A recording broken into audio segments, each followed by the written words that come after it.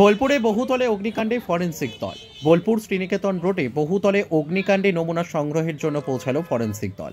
এই ফরেন্সিক দলের সঙ্গে প্রশাসনিক কর্মকর্তারা সোমবার সন্ধ্যায় বোলপুর শ্রীনিকেতন রোডে বাদগোড়া বহুতলে হঠাৎ আগুন লেগে যায়। এই ঘটনায় দুজনের মৃত্যু হয়েছে। অনেকেই আহত হয়ে আশঙ্কাজনক অবস্থায় হসপিটালে ভর্তি আছেন, তাদের চিকিৎসা চলছে। এই আগুন লাগার ঘটনা কিভাবে ঘটল তার ধোঁয়াশা রয়েছে, সেই কারণে আজ ফরেন্সিক টিম বহুতলে নমুনা সংগ্রহের জন্য আসেন। কাজী আমিরুল ইসলামের রিপোর্ট, এস নিউজ বাংলা।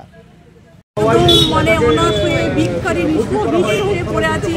আমাদের একটা 7 মাসের বাচ্চা, একটা 4 বছরের বাচ্চা, আমার কোনো ছেলে নেই। এই একটা মেয়ে নিয়ে রাস্তায় রাস্তায় ঘুরে বেড়াচ্ছি। আমি আমাদের সবারই কাছে হাত জোর করে চাইছি যে আমাদের কিছু ভিক্ষা দিয়ে আমার স্বামীকে বাঁচানোর চেষ্টা করছে।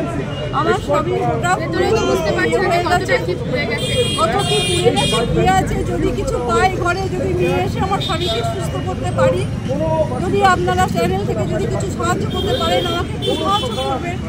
এর থেকে আমার আর পুলিশ কি বলছে? ঢোকার ক্ষেত্রে পুলিশ কি বলছে? মেয়ে ছেলে ঢুকতে দিচ্ছে না, মেয়ে পুলিশ মেয়ে ছেলে দুজনকে ঢুকিয়েছে। না, এমনি ফ্ল্যাট খোলার ব্যাপারে কি কিছু বলছে। সমস্যা তো হচ্ছে, সমস্যা তো খুব সমস্যা। সোমবার থেকে রাস্তায় এক কাপড় পরে পড়ে আছি। এরা কাপড় দিয়েছে, পরেছি, পায়ে জুতো নেই, বাচ্চাগুলোর পায়ে জুতো নেই, খাবার নেই, দুধ নেই, বাচ্চার দুধ নেই। কোথায় থেকে পাবো? খাবারে বাচ্চাদের সানাই লজে পড়েছে, কিন্তু সানাই লজে আমাদের দুটো বাচ্চা নিয়ে থাকার মতো অবস্থা নেই। একটা বাচ্চা হলে হতো, কিন্তু সেখানে দুটো বাচ্চা নিয়ে থাকার মতো অবস্থা আমাদের। যার স্বামী পুড়েছে হয়ে গেছে, তার কি সানাই লজে বসে থেকে খাবার খাওয়ার অবস্থায় সে পয়সা রোজগার করার চিন্তায়। আমার নাম শিখা দাস।